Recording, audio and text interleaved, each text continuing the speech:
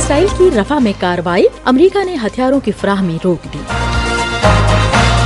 امریکہ میں پولیس نے فلسطینیوں کے حامی مظاہرین کے خیموں کو خالی کرنا شروع کر دیا ہے۔ ایئر انڈیا عملے کی اجتماعی چھٹی کے بعد درجنوں فلائٹس منسوخ۔ وائس آف امریکہ واشنگٹن سے اہم خبروں کے ساتھ سعدیہ زیب رانجھا۔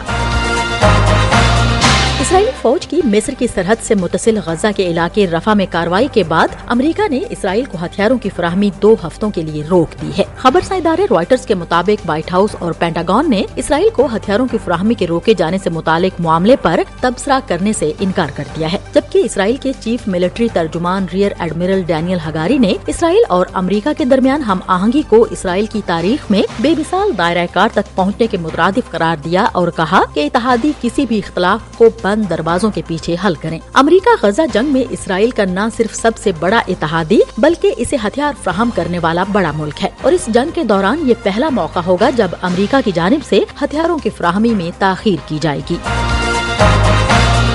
پولیس نے واشنگٹن ڈی سی میں جارج واشنگٹن یونیورسٹی میں فلسطینیوں کے حامی مظاہرین کے یونیورسٹی کی صدر ایلن گرینبرگ کے گھر کی جانب مارچ کرنے اور درجنوں حامیوں کو گرفتار کرنے کے بعد ان کے لگائے گئے خیموں کو خالی کرنا شروع کر دیا ہے۔ یونیورسٹی کے طلباء کے زیر انتظام اخبار نے کہا کہ افسران نے بدھ کی صبح 3:30 بجے کے قریب مظاہرین کو تیسری اور آخری وارننگ دی تھی کہ کیمپ میں باقی رہنے والے تمام افراد کو گرفتار کر لیا جائے گا۔ منتظمین کے مطابق تقریباً 30 افراد کو گرفتار کیا گیا اور پولیس نے ہجوم پر قابو پانے کے لیے مرچ کے اسپرے کا استعمال کیا ہے۔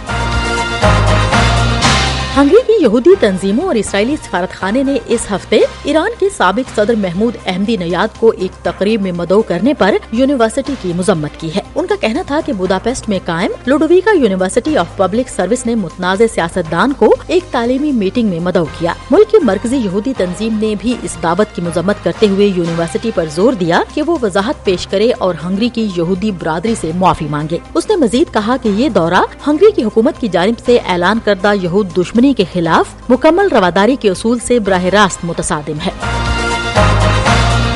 روس نے یورپی یونین کے خارجہ پالیسی کے سربراہ جوزیپ بوریل کے ریمارکس کی تائید کرتے ہوئے بدھ کے روز کہا کہ اگر مغرب کیف کو فوجی سپلائی روک دے تو یوکرین کا تنازع صرف 2 ہفتوں میں ختم ہو جائے گا۔ بوریل نے اس ماہ کے شروع میں کہا تھا کہ یوکرین کا وجود مغرب پر منحصر ہے اور اگر مغربی ہتھیاروں کی سپلائی ختم ہو جاتی ہے تو جنگ چند ہفتوں میں ختم ہو جائے گی۔ تاہم بوریل نے کہا کہ وہ نہیں چاہتے کہ جنگ اس طرح ختم ہو۔ اس سوال پر کہ روس اور مغرب کے درمیان محاذرائی کو کیسے کم کیا جائے، روسی وزارت خارجہ کی ترجمان ماریا زاخاروفا نے کہا کہ مغرب نے روس کے خلاف دشمنی کو ہوا دی ہے۔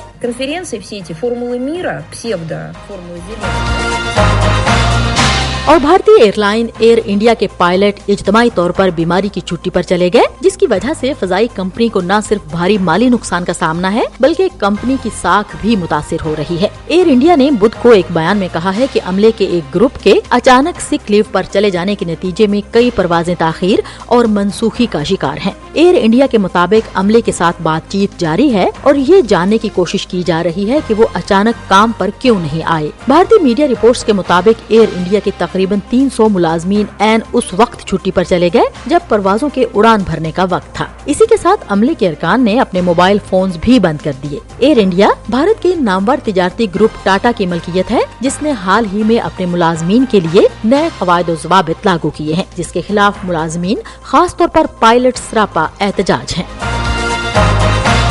وائس آف امریکہ واشنگٹن کی اردو سروس سے خبروں کا یہ بلیٹن اب ختم ہوتا ہے۔ میں ہوں سعدیہ زیب رانجھا اور ایڈیٹر تھیں بہجت جیلانی۔